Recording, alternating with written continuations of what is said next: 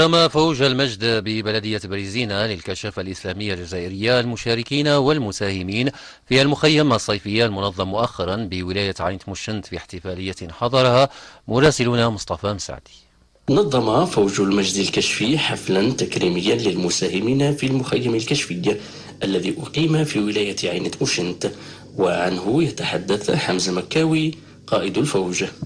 تكريمات على شرف المساهمين والكشافة المتفوقين خلال هذا المخيم. تم تكريم 11 مرشدة متفوقين في أحسن ناشد ومتفوقين في أحسن كشاف خلال المخيم الصيفي. كما تم تكريم سابقا السلطات المحلية لولاية عين تمشنت وبلدية والهاصة وبلدية بريزينا وولاية البيض. أنا أختكم من الحركة الكشفية السيقة عقيلة من فوج المجد الكشفي الفائزة بمسابقة أحسن ناشد كشفي المقام بالمخيم الصيفي. أختكم من الحركة الكشفية بوعشرية رقية من فوج المجد الكشفي الفائزة بلقب أحسن مرشدة في المخيم. ويعد فوج المجد الكشفي أحد أبرز جمعيات المجتمع المدني الفاعلة في الميدان محليا وحتى ولائيا. لإذاعة البيض سلكم مصطفى مسعدي من بريزينا.